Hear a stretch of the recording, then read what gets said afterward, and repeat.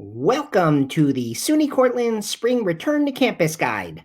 First, we all want you to know how much we've missed you. It's cold and lonely here, and it's just not the same without you. So, Happy New Year and welcome to the spring semester at SUNY Cortland.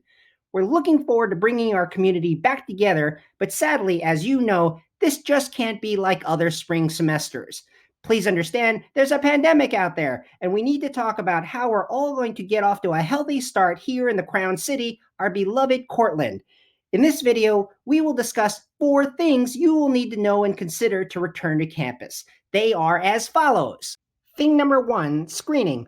All students must be screened daily for 14 days prior to their arrival date in Cortland for travel history, COVID-19 history, and COVID-19 symptoms. You remember, you have to use the app.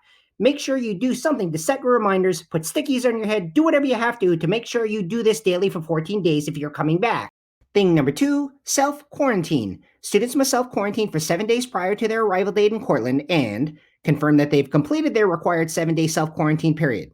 Okay, that's 2 things, but here at college, you must learn to embrace complexity, so deal with it. Thing number 3, pre-arrival testing. For any student who will live or work on campus, take at least 1 class on campus, or utilize any on-campus services, you must present evidence of a negative COVID-19 test taken within 7 days of your arrival date in Cortland.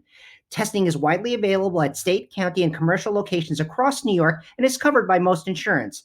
There is, however, one exception to the testing requirement. You do not need to be tested prior to your arrival if you submit a positive COVID-19 test result dated within 90 days of your arrival in Cortland. Finally, thing number 4, post-arrival testing. All students are required to participate in pool testing upon their return to Cortland. On-campus students will be tested at the Student Life Center before they can move into their residence hall. Off-campus students will be required to schedule for pool testing at their earliest convenience. What? Are these requirements just so 2020? Do you need some smelling salts to go on? Okay, here's a quick review of the 4 things to help you out. Say them with me. Screening, 7-day pre-arrival self-quarantine and confirmation, pre-arrival testing and post-arrival testing. See, that's not so bad. They just roll off the tongue. Still not satisfied? Okay, here's an example. This is Maria. She plans to move into Randall Hall on January 29th.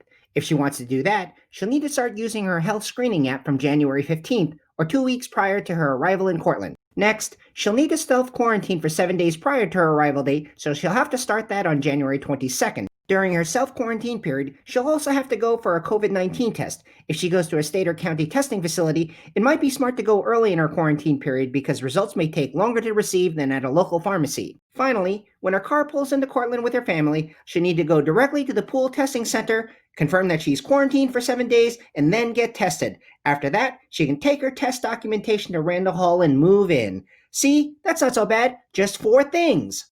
Now I'll be the first to admit, 2020 sucked. Yes, I said it, but this is no joke. We care about our community and your education.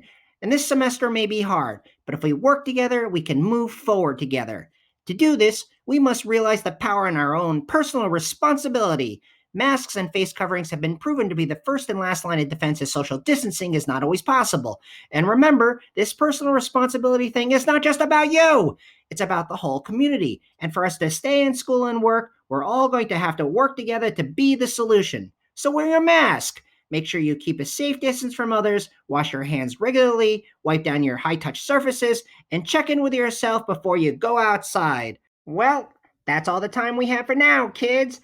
If you need more information, check out our website. So stay safe, be good, read your emails, and welcome back.